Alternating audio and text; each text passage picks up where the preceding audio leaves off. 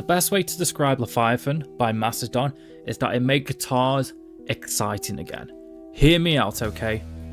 I know nu metal was going around at the time, and nu metal is great. I love nu metal, but it was very rhythm and it's very riff focused. There was not many guitar solos and not many leads. Like even Kirk Hammett in the Some Kind of Monster documentary made a comment about not having guitar solos in Saint Anger and how it predates to that time. And he was correct. So when Mastodon came along and they were doing crazy stuff like time signatures, solos, dual guitars, it was a breath of fresh air. I've seen a few videos going around, especially towards Avenged Sevenfold City of Evil, saying that that is the album that made guitars cool and interesting again. However, that came out in 2005, and this album came out in 2004.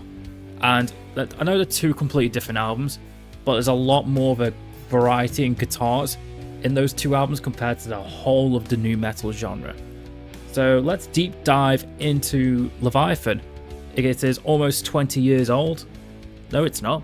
It is over 20 years old now. I've just realized that. Oh my god.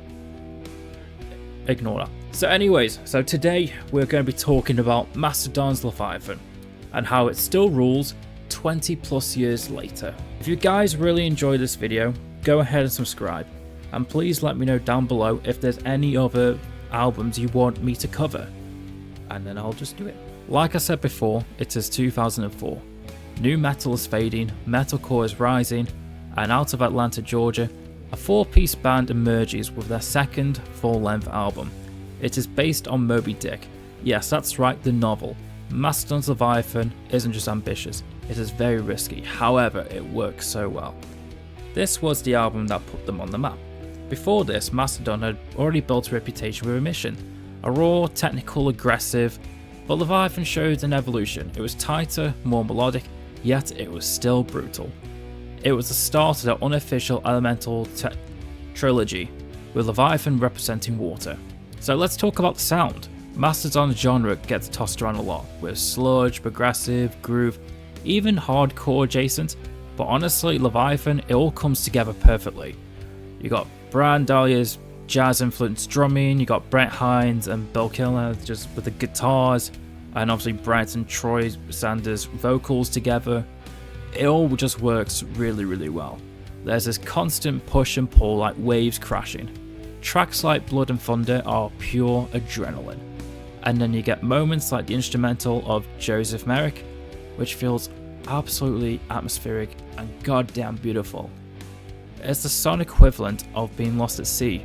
Moments of chaos, calm, and that just perfectly describes the album. Concept albums are risky.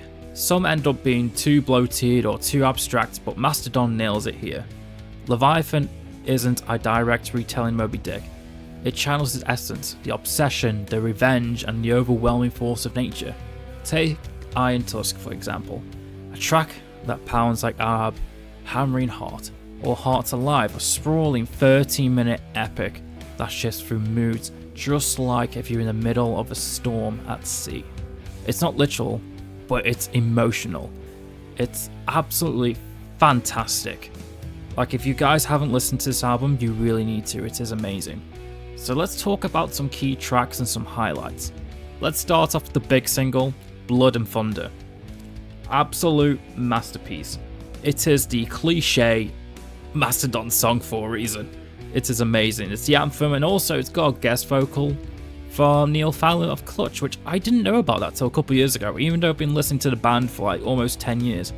I've now noticed that. I thought that was just Troy doing a shouty, wailing voice. So that was amazing.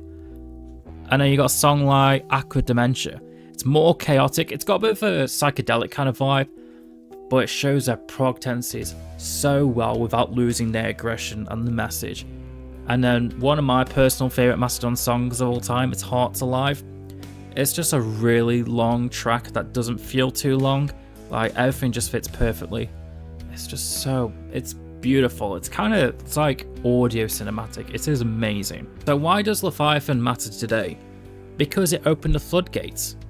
After this album, Mastodon wasn't just a band, they were a movement.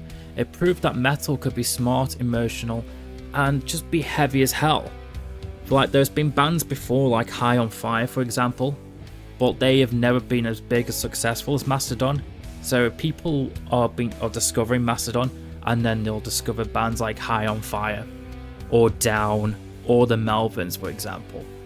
Publications like Kerrang! And Revolver named it Album of the Year in 2004.